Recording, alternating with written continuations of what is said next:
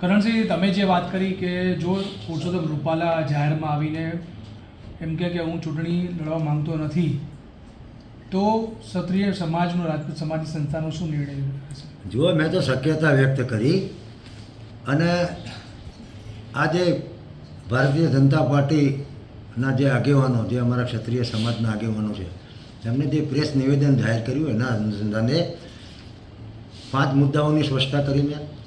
એમાં આ પણ મુદ્દો લીધો કે અમે 25 દિવસ સુધી રાહ જોઈ કે પુરુષોત્તમભાઈની ટિકિટ કાપો, અમારો ભાજપ સામે વિરોધ નથી, પણ અમારી વાતને માનવામાં ન આવી. એટલે આજે 39મો દિવસ થયો. એટલે અમે પાર્ટ 2ની રણનીતિમાં વસ્તુ જાહેર જ કરી દીધી 19 તારીખે કે હવે ક્ષત્રિય સમાજને સહયોગ આપતી તમામ સંસ્થાઓ એ ભારતીય જનતા પાર્ટીની વિરુદ્ધમાં 25 બેઠકોમાં વિરુદ્ધમાં મતદાન કરશે.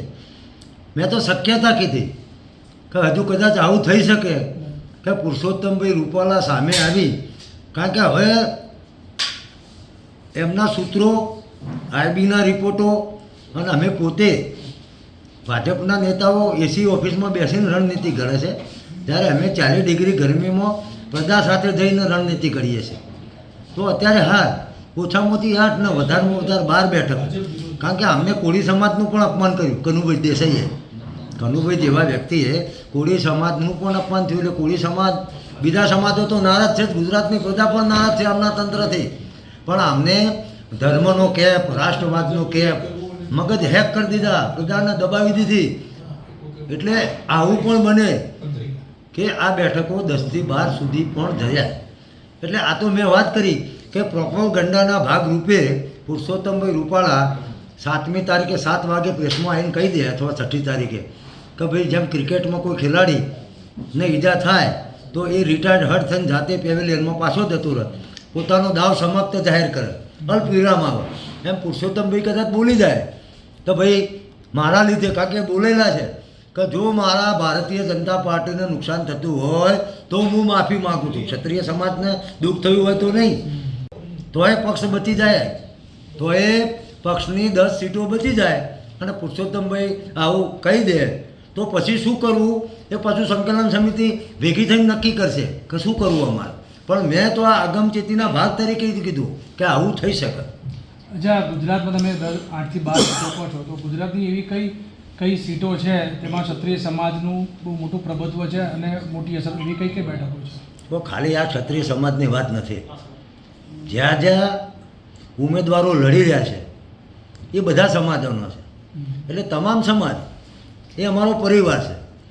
વાત તમે કીધું ક્ષત્રિય સમાજ, તો ક્ષત્રિય સમાજની કઈ બેઠકો એનો હું અત્યારે ઉલ્લેખ નહીં કરું નામ જો, પણ મને ખબર છે કે 8 થી 10 બેઠકો એવી છે કે જ્યાં અમારું પ્રભુત્વ છે. દાખલા તરીકે ભરૂચની બેઠક, તો એમાં અમારા 70,000 ઉપર મત છે. અને ગયા વખતે આ મત ભારતીય જનતા પાર્ટી, સમગ્ર ક્ષત્રિય સમાજે 80% મત 2019માં અને વિધાનસભામાં ભાજપના આપ્યા છે. એટલે ભાજપથી અમારો વિરોધ નહોતો, પણ એમને એક વ્યક્તિ મહત્ત્વનો લાગતો હોય અને ક્ષત્રિય સમાજનું મહત્ત્વ ના રહેતું હોય, એમ કે સમાજ શું કરી લે છે, તો સમાજ તમામ પ્રજાને સાથે કરીને શું કરી લે છે ને એ 4 તારીખે જે રિઝલ્ટ છે ને એમાં તમે જોશો. એટલે હવે 70,000 અમારા મત છે ભરૂચમાં, અમે ખાલી 70ના 80% મતદાન કરીએ, અરે 40,000 મત નાખીએ ને તો એ ભરૂચની બેઠક ભારતીય જનતા પાર્ટી ગુમાવે. આ તો એક સેમ્પલ આપ્યું તમને, આવું ઘણી બધી બેઠકો પર થાય અને ત્યાં બેઠેલાને ખબર છે. એટલે ઘણા આગેવાનો જવાબદાર ગુજરાત સરકારના એવું કહે છે કે ક્ષત્રિય સમાજને રીઝાવવા માટે અમે 1000 વખત માફી માગી છું. અરે ભાઈ, માફી માગવાનો સમય પૂરો થઈ ગયો, તમારે તો અમને બોલાવી લેવાના હતા અને એવું કહેવાનું હતું. અરે કમસે કમ તમે અમને 25 દિવસ સુધી રાહ ના જોવડાવી હોત અને બોલ્યા હોત કે આવો ક્ષત્રિય સમાજ, અને અમે આ કારણોસર અમે અમને પૂછ્યું. જ્યારે અમને મળવા ગયા હતા અમે CR પાટીલ સાહેબ, મુખ્યમંત્રી ભૂપેન્દ્રભાઈ અને ગૃહમંત્રી હર્ષભાઈને પૂછ્યું કે તમે અમને બોલાવીને ખાલી એટલું કીધું હોત કે ભાઈ આટલા કારણો છે, અમે પુરુષોત્તમભાઈની ટિકિટ કાપી શકીએ એવું નથી, તો રસ્તો કરો, કંઈક આનો રસ્તો ખરો, તો સમાજ એ વખતે વિચારણા કરતો. પણ એવું પણ 25 દિવસ સુધી રાહ જોઈ અને તમે માફી ના માગી, તમે કોઈ પગલો ના ભર્યો, તમે એક વ્યક્તિને મહત્ત્વનો ગણો અને તમે અમારી પાસે અપેક્ષા રાખો કે તમે આવું કરો, તમે આવું કરો. તમે શું કરશો? તમે તો કશું કર્યું નહીં. પુરુષોત્તમભાઈ, પછી કિરીટભાઈ બોલ્યા. એમને તો લૂલી લંગડી બહેરી બોબડી રાણીના કુંખે રાજા જન્મતો અને અત્યારે મતપેટીમાંથી રાજા જન્મ છે. જ્યારે વડાપ્રધાનથી પોતે એવું કહેતા હોય કે હું દેશનો વડાપ્રધાન નથી, હું તો પ્રધાન સેવક છું, તો કિરીટભાઈ એમ કહેશે કે મતપેટીમાંથી રાજા ઉત્પન્ન થાય શકે. હવે આવો વિલાસ વાણી વિલાસ થતો હોય અને તોય ભાજપ રોકતું ના હોય. પાછું રહી જતું તે કનુભાઈ દેસાઈ, એમની ઉંમરે પુરુષોત્તમ રૂપાલા કરતાંય વધારે છે અને એમને કોળી સમાજ વિશે ટિપ્પણી કરી. અત્યારે કોળી સમાજ નારાજ છે અને કોળી સમાજની આ નારાજગી એ બીજી 8 બેઠકો પર નુકસાન કરશે. તમે શું માનો છો? કારણ કે અમે તો ગ્રાઉન્ડ લેવલ પર જઈએ છીએ. એટલે આપ જેમ કહો છો ને એમ અમે 100% નુકસાન જેટલું થાય એટલું કરવાના છીએ અને તમામ સાથે સમાજોને સાથે રાખીને કરવાના છે. હવે 24 કલાકનો સમય બાકી રહ્યો છે મતદાનને.